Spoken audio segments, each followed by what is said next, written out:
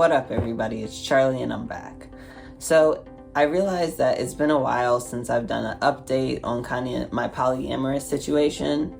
For those of you who have been watching my channel for a while, you know, one, that I am ethically polyamorous, in which case I am dating multiple people. They all know about each other. They're all okay with it. And yeah, we have like a situation.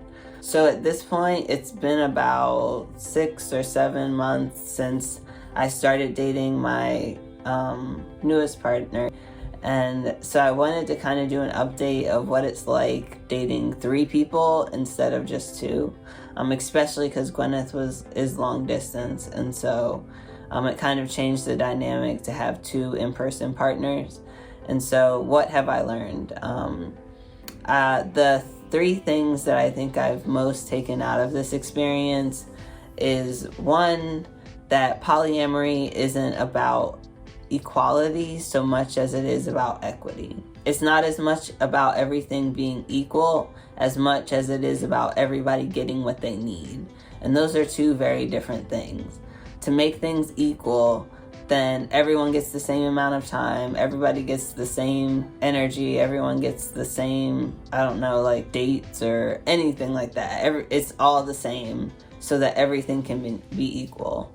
But the truth is, different relationships ask for different things, and different people want different things. And so what I've been learning is how to kind of adapt to that and work within the relationships that I have, like define them by themselves. And that's something that comes up a lot in relationship anarchy. And it's kind of one of the tenets, is that each relationship is defined by the people in it.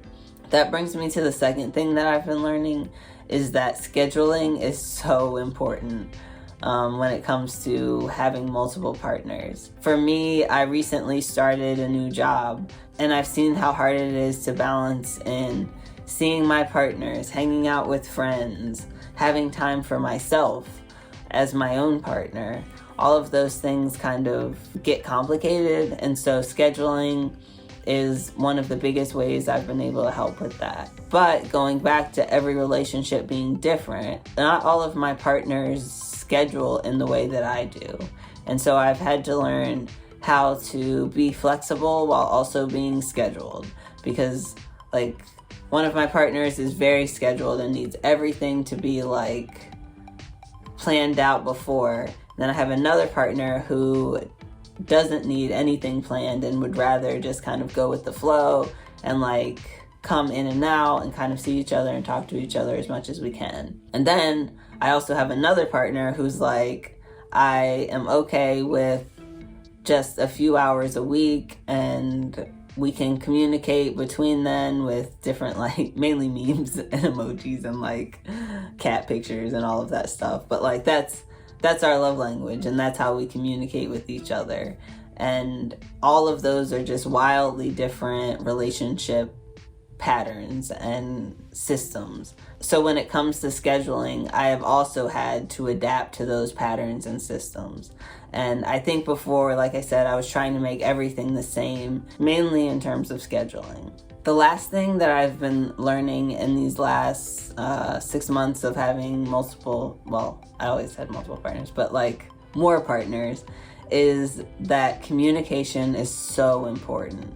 I know that's true for any relationship, but when it comes to polyamory, communication gets even more important because there's just more people involved. And so you have to focus on what everyone is getting that they need. And I can't know what people need if they're not communicating that to me. And I also can't know what I need if I'm not communicating that to myself and not taking the time to spend with myself and kind of work all of that type stuff out. One of the things that has come up in terms of communication is ask versus guest culture.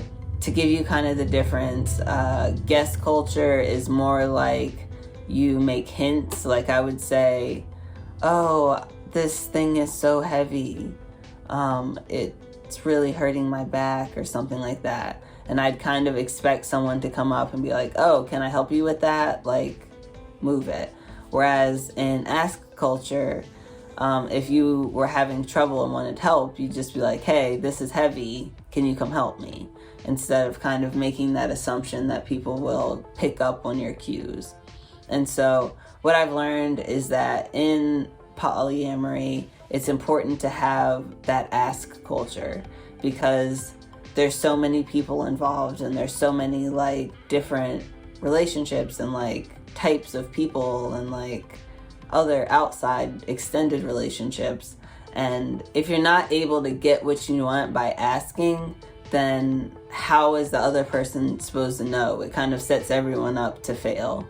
And so I have really found those things to be really important as I've kind of expanded my polyamorous network. Anyways, that's kind of what I've been learning in these last 6 or 7 months of being in a 3-partner relationship.